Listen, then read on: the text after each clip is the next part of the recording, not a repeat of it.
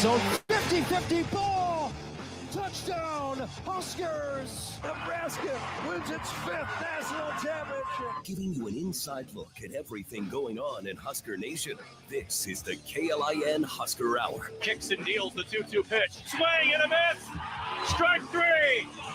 Jackson Brockett has the first 9-inning no-hitter for the Nebraska Cornhuskers since 1954, and he did it on his 12th strikeout. Sunset got it! Underdog, and then one!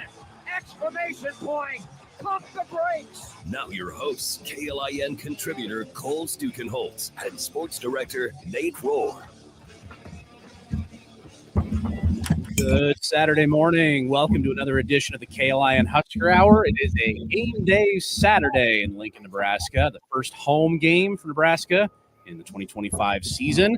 Taking on, if you remember where you were 7 years ago, that unfortunately timed lightning storm, it's the Akron Zips back for their return trip.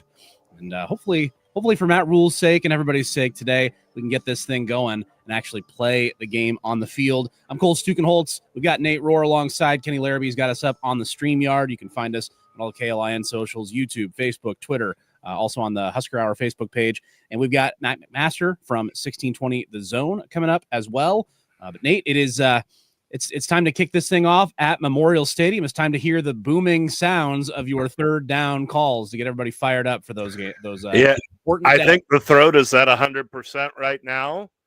Maybe a hot shower, a little more coffee, and I'll be totally ready to go. And but yeah, excited to get back into the third largest city in the state and get settled in and fired up. There's so much excitement around this team, and maybe the excitement was maybe a little muted after the Cincinnati game, but I think people still see a lot of success ahead for this team to where the next couple of months are going to be really exciting. And I mean, we're going to have a very good look at this team at home over the next month because they're going to play 4 games at home in a row.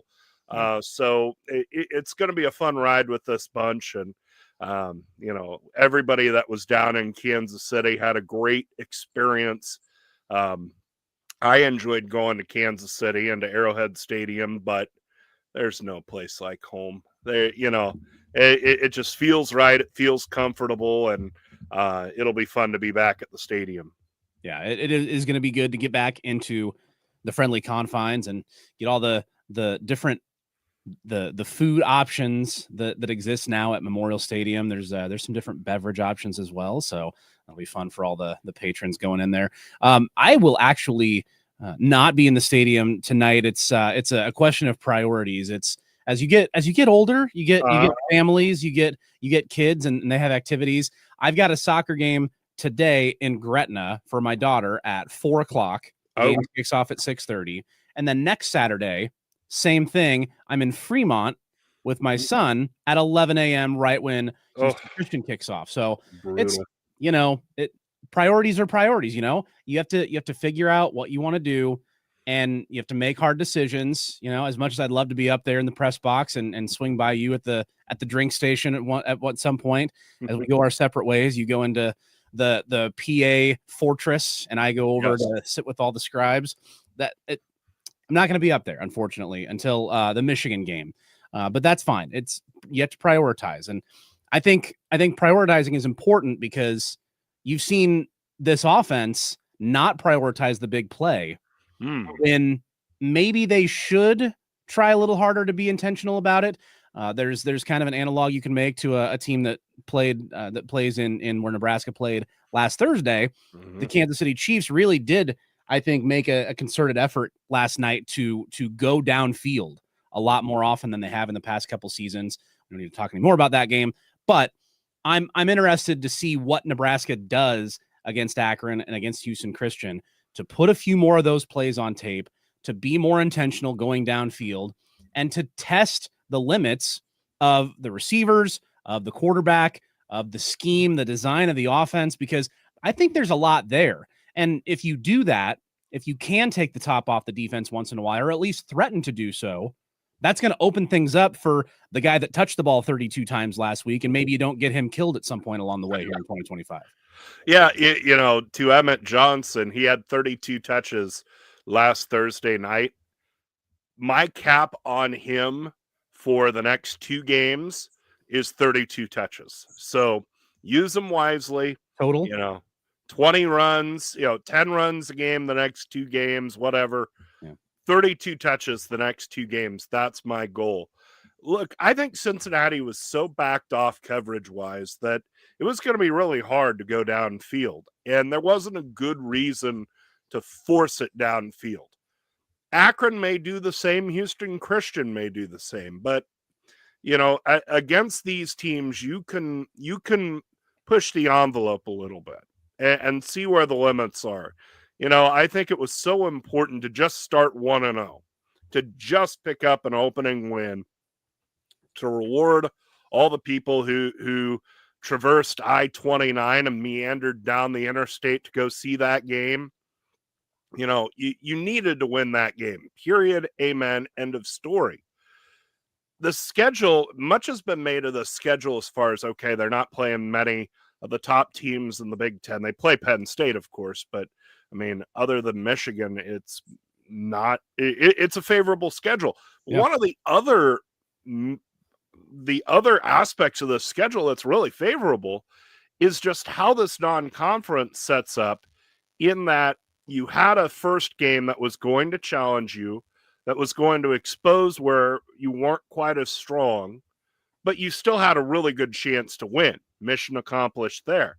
Now the next 2 games, you can risk a little more because you just have full confidence that you'll be able to, in the end, win the game. And it may not be by as many points as you were hoping for. It may not be as smooth as you were hoping for. But in all reality, these are 2 games that Nebraska should have very little problem in. And so you can work on things like getting the deep ball going, getting a second running back going. But to the point of the deep ball, Cole, I feel more confident about Nebraska's ability to get that done than I do about any of the other questionable aspects of this team, because you saw what an Isaiah Hunter did a couple of times with pretty tight coverage against him. You saw what Dane Key did. I don't think Ja'Cory Barney was at 100% in that game. We're probably not going to see Ja'Cory Barney at 100% tonight. But I have faith that if you get Ja'Cory Barney the ball in space and he's 100%, he can do a lot of damage. All that to say, I think the lack of the deep ball on Thursday, a week ago Thursday, was a product as much of Cincinnati's coverage as it was Nebraska's inability to do it. I think Nebraska can hit the deep ball.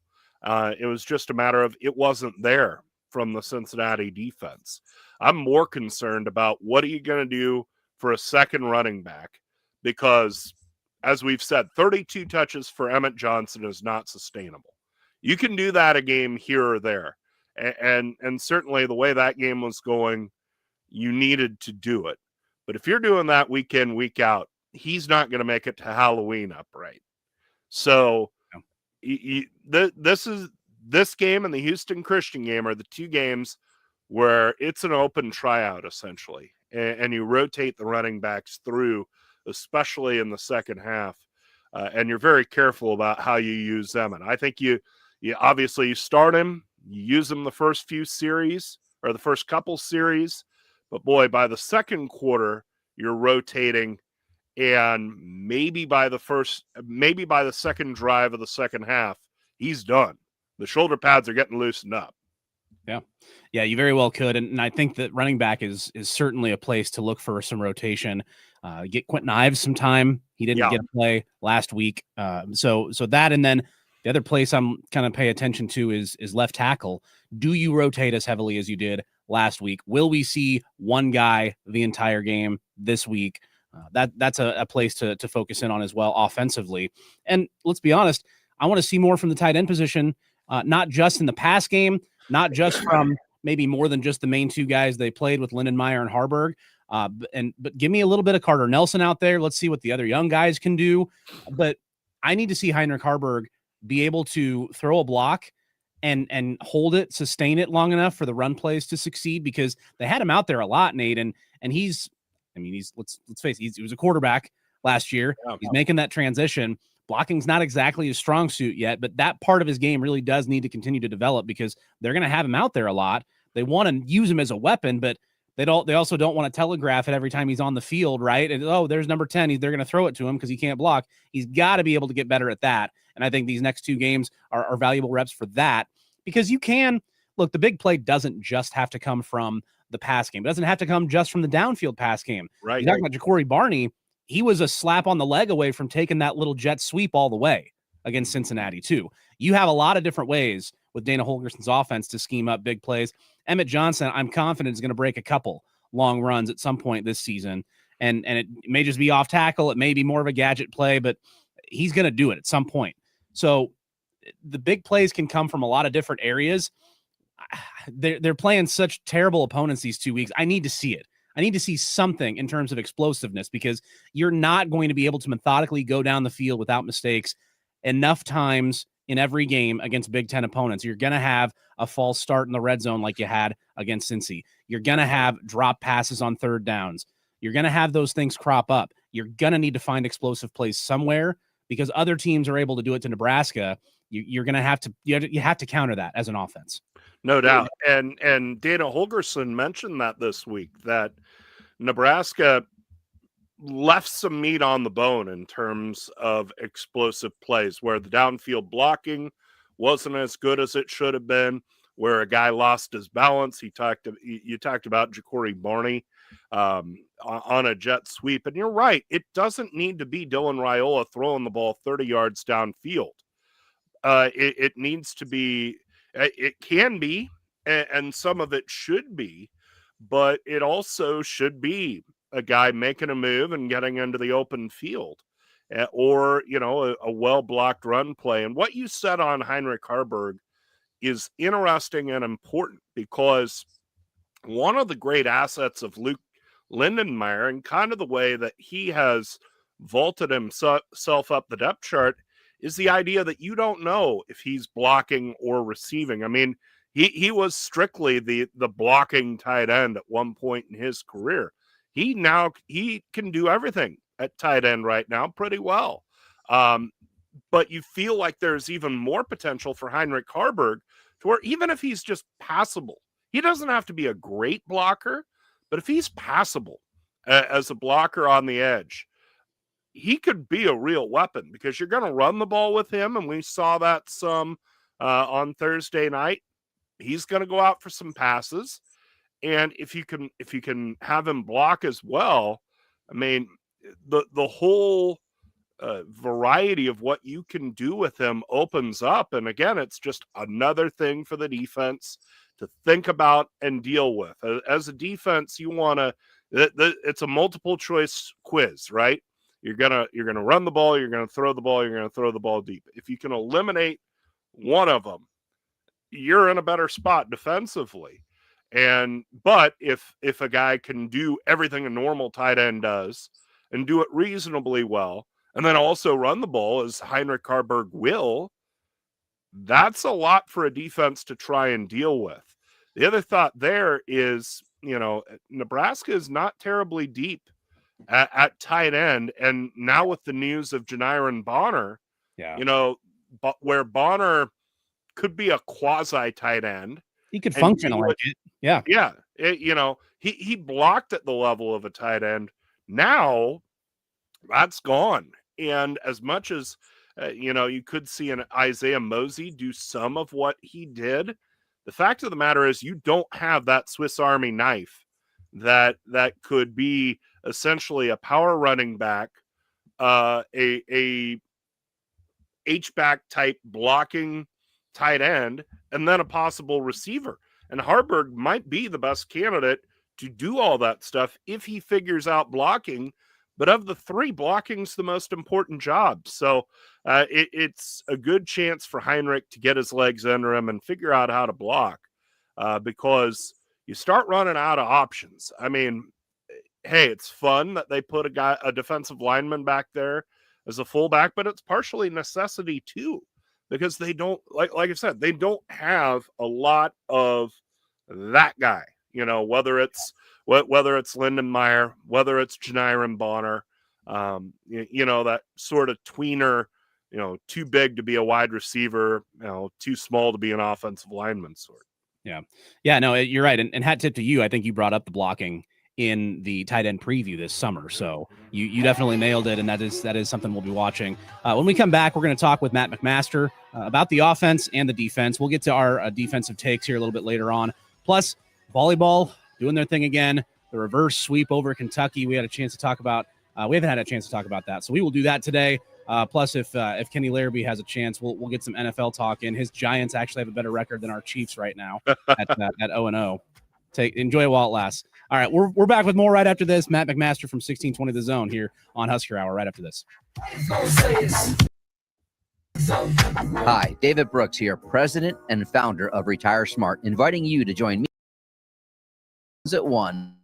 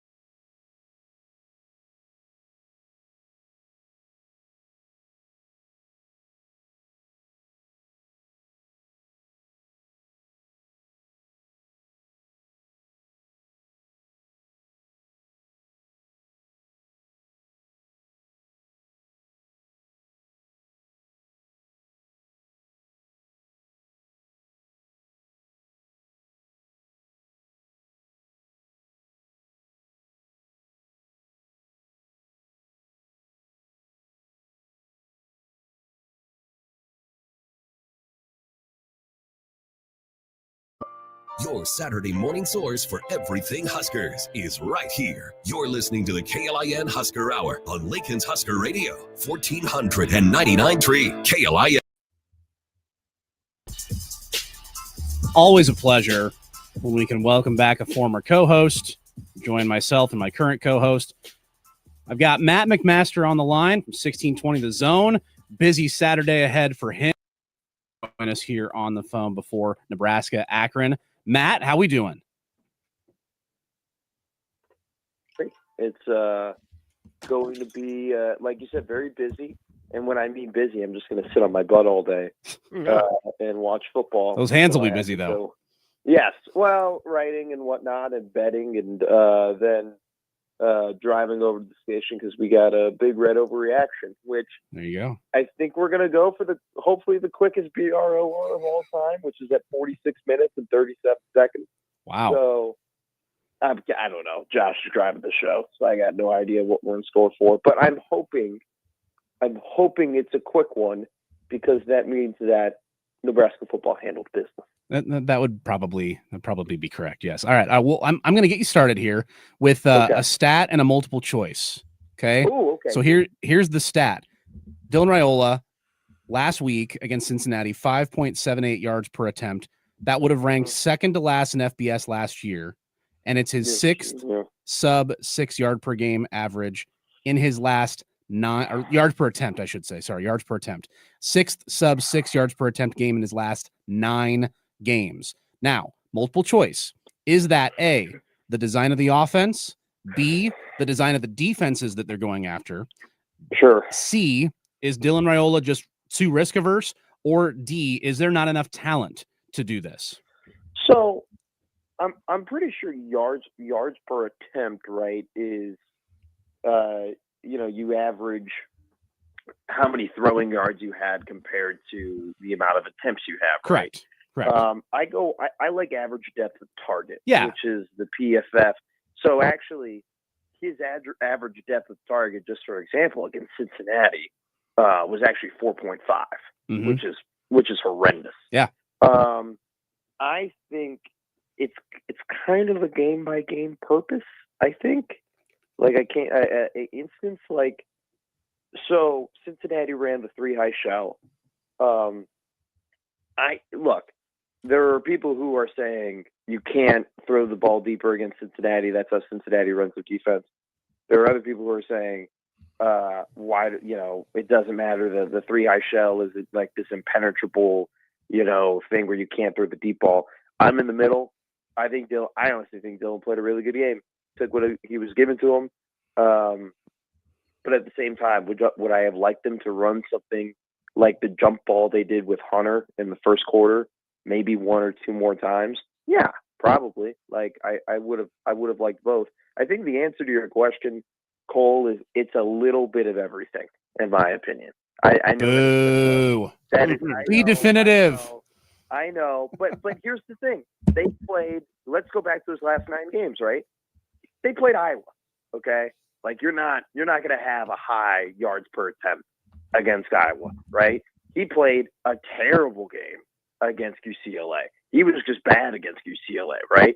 So it's like that's not going to be very high on the yards per attempt metric. He was awesome against Wisconsin. They had a great game plan against Wisconsin.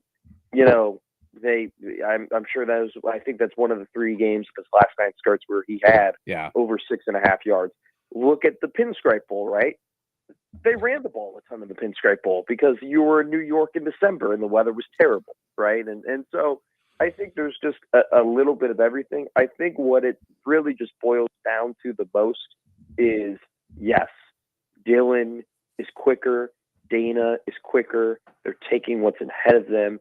They're hitting guys real quick. They're more worried about getting to 2nd and 4 and 2nd and 3 than the big play.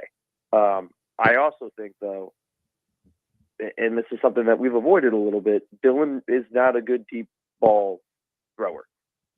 Period. He just proved that he wasn't that last year. That doesn't mean he can't get better, but he wasn't really able to show off whether it did or not last week.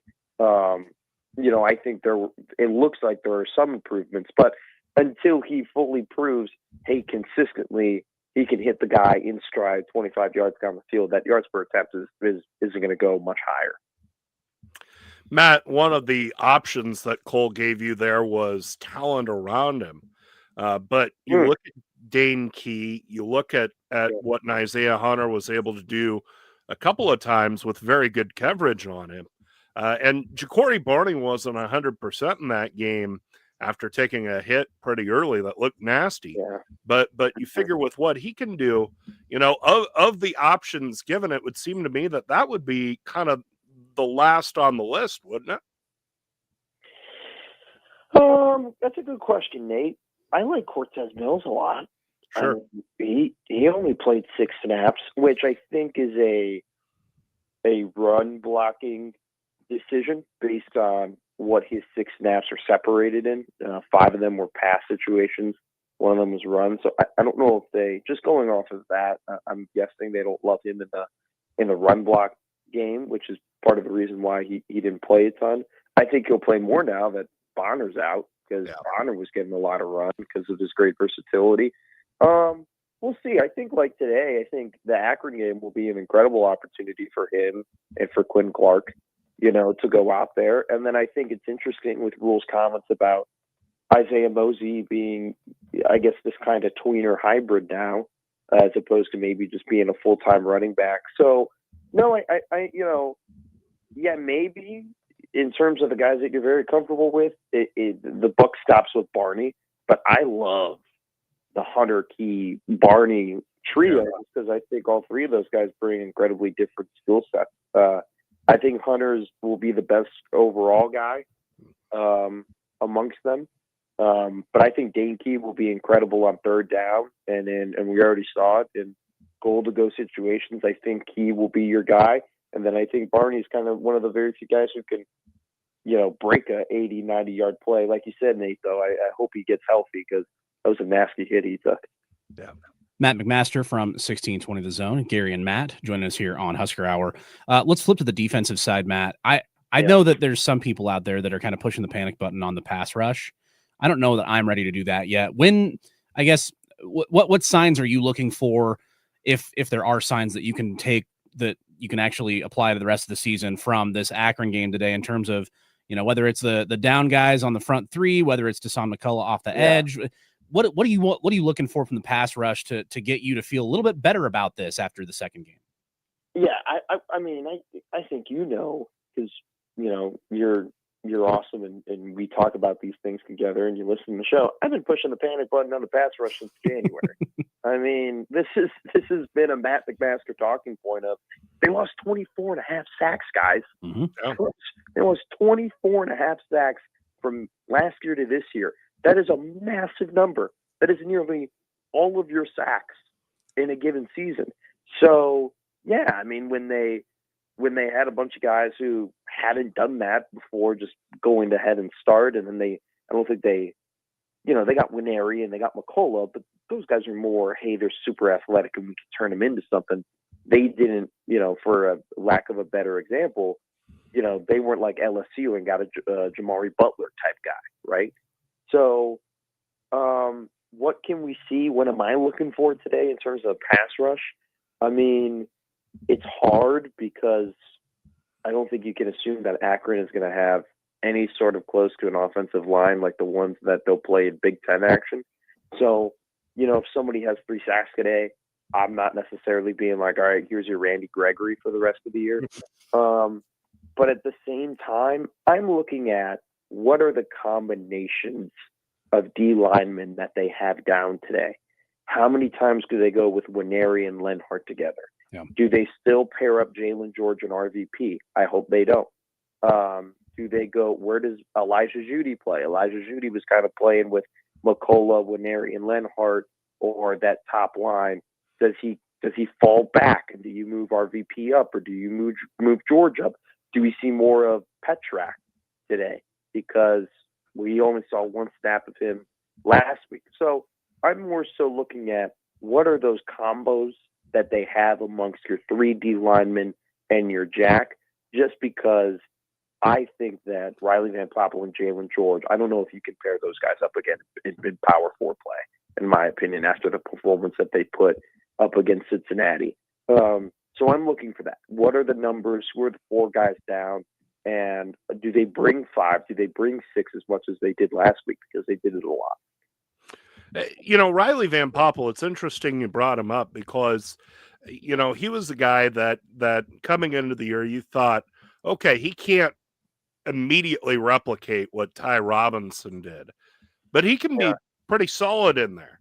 And, he gets the single digit number. So you think, okay, things are on track, but he's listed alone in second on the depth chart at nose guard. It wasn't an or situation, and it didn't feel like he was very productive on Thursday night. I'm probably making way too much out of one game, but I was a little concerned from what I saw from him.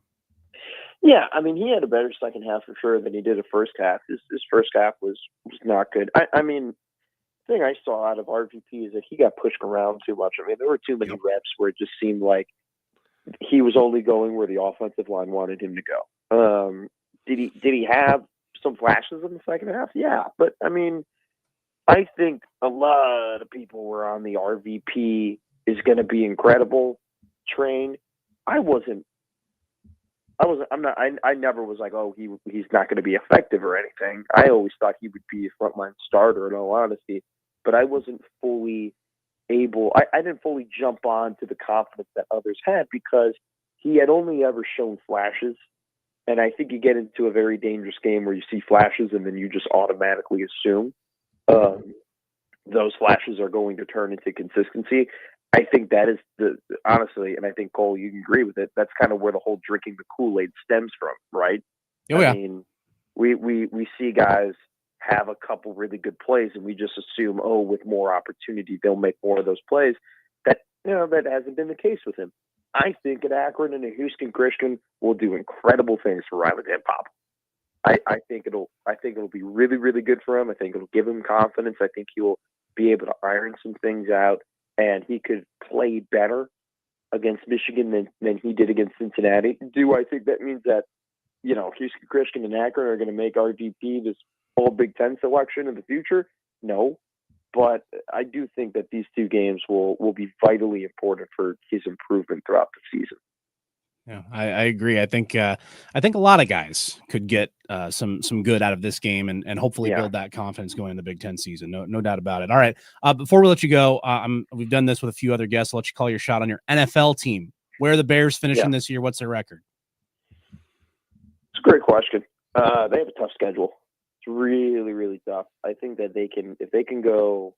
I've broken up the schedule in a four game, 5 game. I think they'll go 2-2 all the way up through their first 6 games, and then they'll end up going. Let's see, so 5. They'll probably go 9-8. That's what I think will happen. I don't think I'm not expecting big things from them. I think they got a really tough schedule. They're playing a lot of good defenses, and I think this Ben Johnson offense is way more complicated than I think people are thinking or giving it credit for.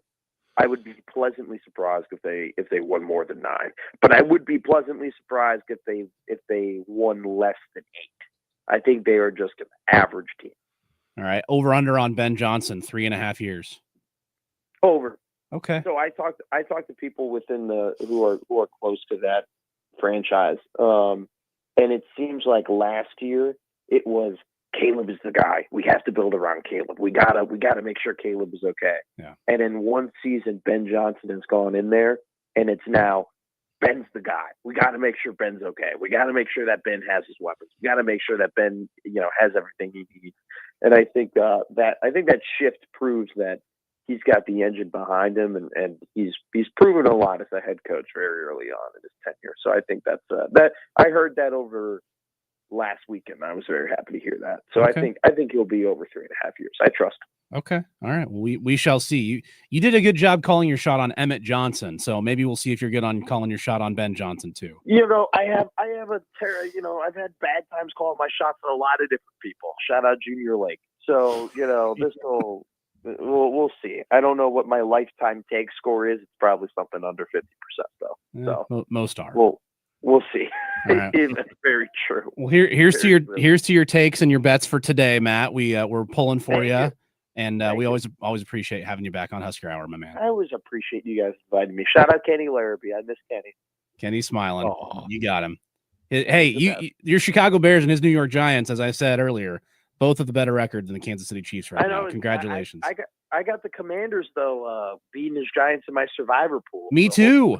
God dang. Hopefully that doesn't occur. Sorry, Kenny. We're going to be hopefully not commiserating later tomorrow. We'll be celebrating. All right. That'd be terrible. All right. Well, hey, thanks a lot again, Matt. We'll talk soon. See you, boys. All right. Later. Thank you.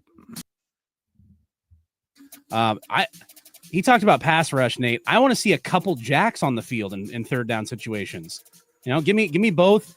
Give me both, like Javen Wright on one side, Deshaun McCull on the other, rush the pass with both of them, huh? Maybe Willis McGahee. Oh wow! Now we're talking Willis McGahee. Let's go. You've got more strength, I think, at that position than the down linemen. Just put 2 down linemen in the middle, and then let the other guys scream off the edge. I want to see more of that today and next week. All right. Yeah. Although, do you want to show so much? Well, You want to show a little. Okay. There's a point there to be had. Certainly, we'll talk defense a little bit when we come back. I want to get to the volleyball. Number one, you can't leave them out. They had a reverse sweep against a top 10 opponent last week. We're talking about that. They swept again against Wright State last night. Another really good middle blocker coming. What? Just reloading over there. It never ends. All right, back with more after this here on Husker Hour.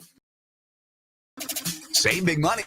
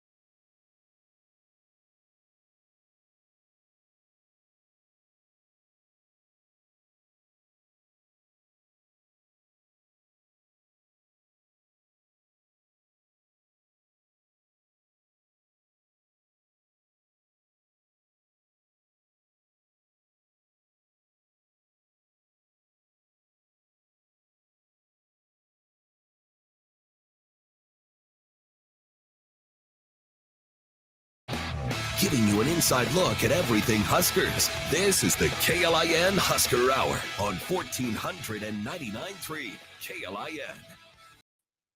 You are subscribed to the podcast feeds. You can check at KLIN.com. Also on Spotify, YouTube Music, Apple Music. Just search KLIN Husker Hour. Get subscribed. Give us a 5-star rating, a review. Tell your friends. You can catch up on all the shows, including if you missed Matt McMaster from Gary and Matt on 1620 in our last segment, talking a little offense and defense. I want to hit the black shirts in our next segment, Nate, but right now let's talk a little volleyball. I don't know about you. I was watching that Kentucky match last Sunday, and sets 1 and 2 did not go so well, but that's why they play the rest of the match, because Danny Busboom Kelly busted out some lineup changes. You brought in Olivia Mock to play as the primary back rower, and you put a new jersey on Lainey Choboy, and all of a sudden you've got a reverse sweep over a top 10 opponent. This team is showing everybody why they are number one right now. No question about it. And give them a lot of credit.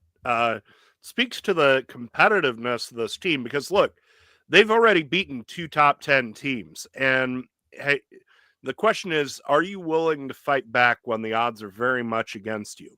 They were, even though Nebraska, it would be somewhat easy, I would think, to sit there and say, well, we've already got 2 big wins. Let's just go out there and finish this thing out. Also give the team credit, because they bought into what Danny Busboom Kelly did in terms of the lineup changes. And Coach mentioned that earlier this week, that when she made the lineup changes, everybody remained engaged, whether it was somebody who was going to get more time or somebody who was going to get less time. And it was a problem that was foreseen with this team, the roster being so big, and there would almost certainly be people unhappy with their role and unhappy with their playing time, because there's just not enough to go around. Well, when they can stay engaged like that, when they can understand, hey, we need to make a change, this isn't working, and if it happens to cost me some playing time, so be it. When they can keep that spirit about them, That's a really good sign. And we've heard a lot about the culture of Nebraska volleyball. Since John Cook hung them up, I mean, nobody left. They added, but nobody left. And they all bought into Danny Busboom Kelly. They're all believing in her. And the fact that they said, look, we're behind you on these lineup changes, and we're going to go into the mine and start digging away. That speaks pretty well, and that's a good sign. And especially where they have started with such a tough schedule. Again, competitive fatigue can set in where you go, gee, many Christmas, we got to battle this too. But they battled and they got it done. They did. And that was a really impressive game. And the way they played late, it is again showing you the potential of this team, just like the 3-set sweep over Stanford the prior Sunday. And now with the news out of Penn State that Izzy Stark is going to be taking the rest of the season off for her mental health, she announces that yesterday. That really does open up things for Nebraska in the Big Ten. And I mean, it kind of changes the landscape nationally. I don't know that Penn State is going to have the firepower without her to be able to compete for that national championship repeat now. And so it makes Nebraska's path that much more beneficial, if you want to look at it that way. And it does definitely affect the level of competition that they'll play within the conference and another team that maybe won't have enough to challenge them for that conference title. Well, it speaks to how much pressure is on Penn State as a defending national champion, that somebody looks at this and Penn State's gotten off to a bad start. Mm-hmm. And they go, look, I can't handle this. And whether it's a symptom of a hole in the culture or it's just one person just having difficulty. And you certainly hope that some time away will help Izzy find some peace of mind. In the cold, hard, competitive world of college volleyball, the Big Ten's Nebraska's to lose. Period. Amen. Yep. End of story.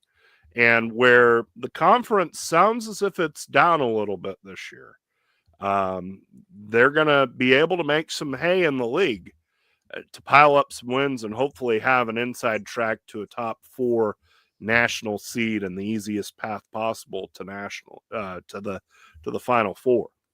Yeah. The other exciting news for Nebraska this week, it's a sweep last night.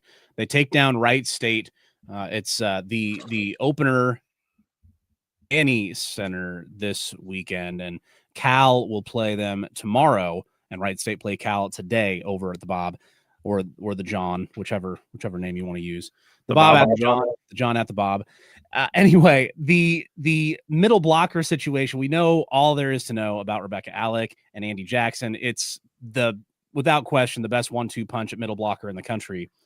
All of a sudden, Nate, you've got freshman Manaya Obeche getting 8 kills and 5 blocks in her first start. She hits 583. Are you kidding me? They got another one of these? This is just unfair for the rest of the world. Well, I'm sure everybody looks at it. If you're a middle blocker, you want to come to Nebraska. Yeah. I mean, if you're a volleyball player, you want to come to Nebraska. But the middle blocker has seemingly been uniquely showcased by Nebraska Volleyball over the last couple of years. But the depth that program has is just sick.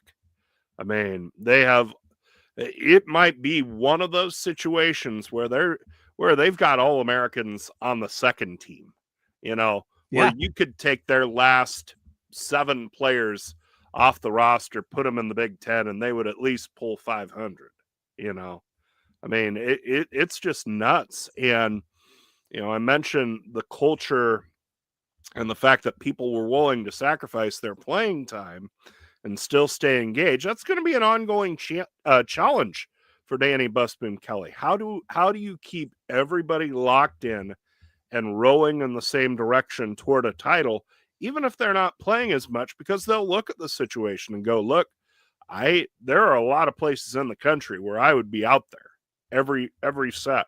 Yeah. And I'm sitting here on the bench and I'm scout team. So arguably that might be Danny Busboom Kelly's biggest challenge, is keeping the bottom of that roster engaged. Her odds are better than most because it seems like she will go deeper in her roster than most coaches. But I think it's going to be an ongoing challenge, but it might be one of the few real questions left about this team. Yeah, there's not many. There's going to have a couple more non-con matches that might challenge them a little with Creighton, and then maybe Utah as well. Both of those were preseason ranked. I'm not sure where Utah's at. Creighton obviously has always been very, very close to Nebraska in terms of their competitive matches, but new coach over there too. So who knows? But yeah, Wright State only hit 073 yesterday, and Nebraska will take on Cal tomorrow in that match. You'll be able to hear on KLIN and B107.3 with a 12 o'clock pregame and a 1 o'clock first serve. So tune in back for that. You want to make sure you're back here today at 2:30 for pregame for Nebraska Akron, 6:30 kickoff over at Memorial Stadium with the Huskers Radio Network. We're back right after this to chat about the Black Shirts, what we can expect to see from the Husker defense today. There's some chatter about maybe trying to get a shutout. I mean, obviously that's the goal all the time, but Akron got shut out last week to a very, very bad team. So maybe it's the first one in a long time today. We'll see if they can get it done. We'll chat Black Shirts when we come back here on Husker Hour.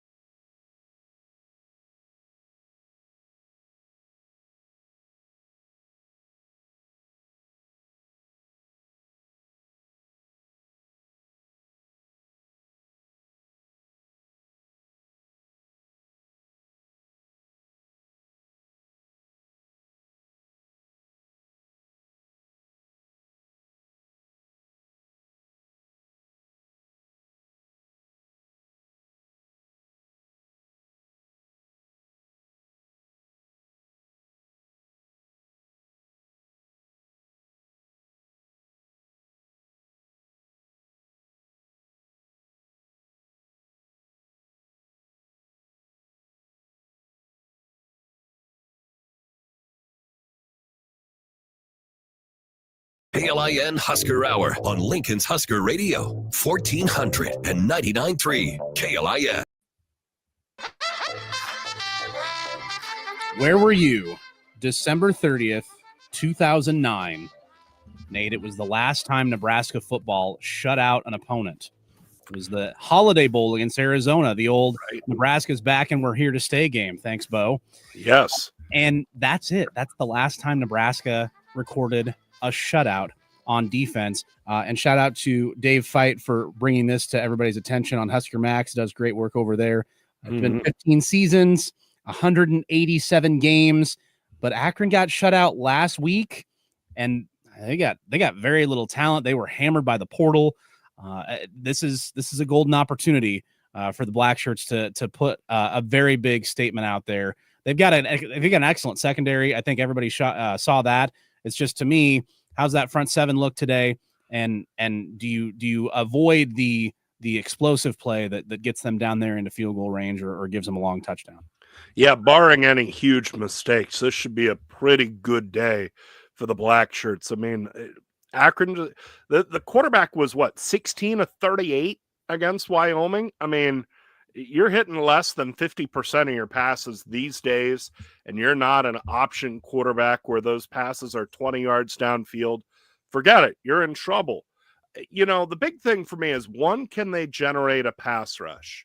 Can that front seven and whomever they select from that front seven get something of a pass rush? Because as we saw last week, the defensive backs are really good. Nebraska's defensive backs are really good. But they can't cover forever. Nobody can cover forever. So can you get back there and cause some problems? And then can you get a lot of guys in there?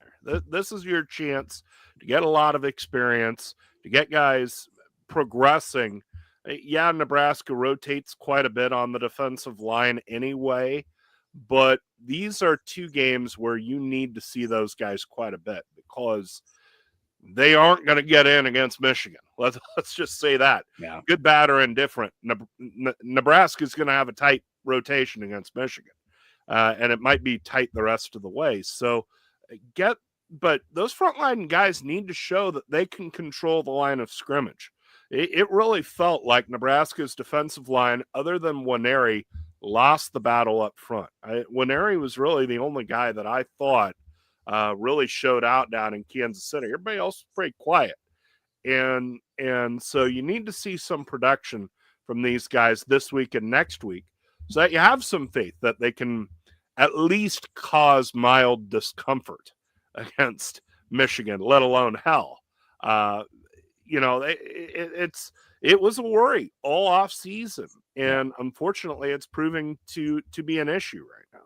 Yeah, no doubt. And the thing that I'll be watching for is, last year, Ty Robinson had such quick wins. He'd blow right by his guy, and then he'd be in the backfield. Nash Hutmaker would hold up so well. He wouldn't get moved off his spot, so he was in position to shed the block at the right time and make the play.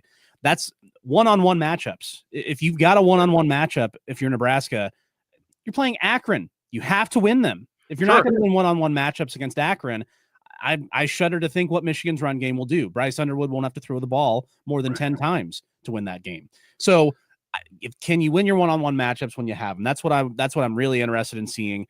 The other thing, I want to see, like you said, a lot of guys. Give me some Cade Peterzak. Give me Jeremiah Charles and Amari Sanders at corner. Give me Jacob Bauer out there playing linebacker. I want to see Jordan Ochoa screaming off the edge. More Donovan Jones, please. He had a heck of a game. Yeah. Rex Guthrie. Guthrie. Game's in doubt even. Yep. Yeah. Rex Guthrie, Caleb Benning, give them some snaps at safety. Get a lot of experience today. It's hopefully going to be one of those games where you score early, you score often, and you can rotate a lot and get guys a lot of time, a lot of plays, a lot of confidence, playing in front of the big crowd. And then you can do it again next week and get yourself ready for Michigan. Then the other thing that you want to see from the defense, not just, hey, let's shut them out, but if you can have more of a plan, have more of an identity start to emerge today and next Saturday before you hit Big Ten play. You had your identity with Nash and Ty. You were shutting things down up front. That, like, I think it was 6 games last year, 6 games that the opponents didn't have a rushing touchdown until. Yeah. So that was the identity of the team last year. I think the identity is going to be the secondary this year, like no fly zone, whatever you want to call it. But like you said, you have to have at least something up front because you can't cover forever. So have that identity emerge over these 2 games. That's going to be an important factor to look for too. And then, hey, special teams.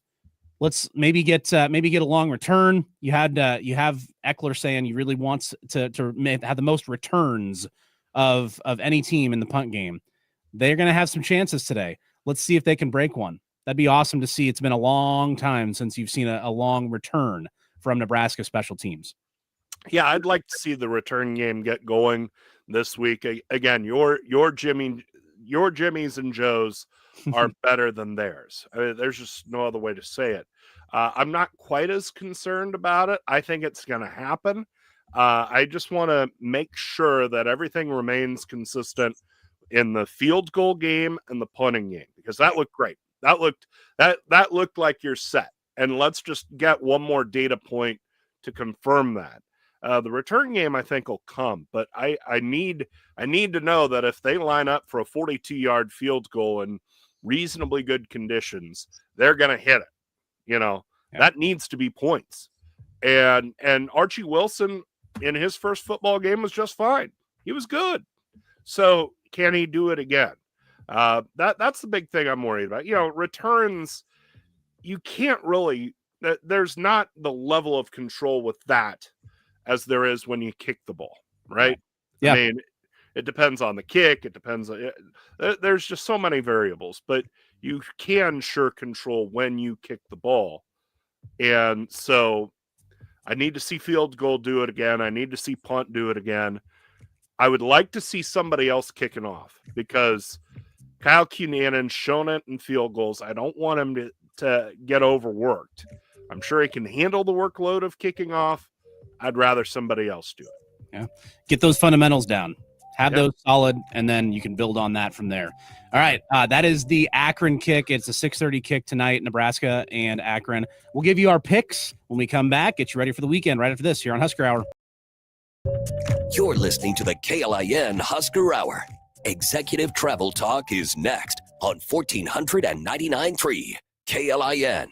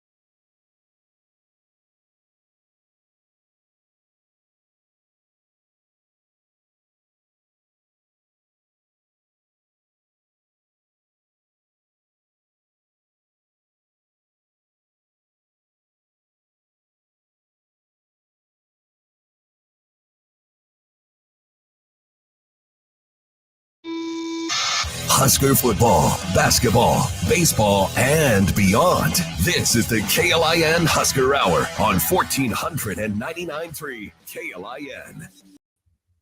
For our score predictions, the line, Nate, is 33.5. I'm going to take Nebraska to cover and win 41-3. I think Akron gets a field goal. I'm going to go 42-10 Huskers, so they don't quite cover. They're in the right neighborhood. I just think Nebraska will be substituting so liberally toward the end of the game. Akron just gets one. Nebraska will play well, though, I think. Yeah, I look, if you don't play well in this game, then people will be really concerned. But I don't see that. I think Nebraska gets it done in very handily fashion, one of those old school blowouts. And then they do it again next week. It's a couple of really, really not impressive back-to-back opponents, but it is what it is. Volleyball tomorrow as well, 1 o'clock, first serve. You can hear the pregame right here starting at noon. For Kenny Larrabee, for Nate Rohr, and for Matt McMaster, I'm Cole Stukenholtz. We'll be back here on the air 2:30 with Huskers Radio Network pregame. So we'll talk to you then, and I'll talk to you again, well, not next Saturday, but Saturday the Michigan game. Go Big Red. Go Big Red. Do you know where kids can learn to shoot a basketball or play an instrument, where teenagers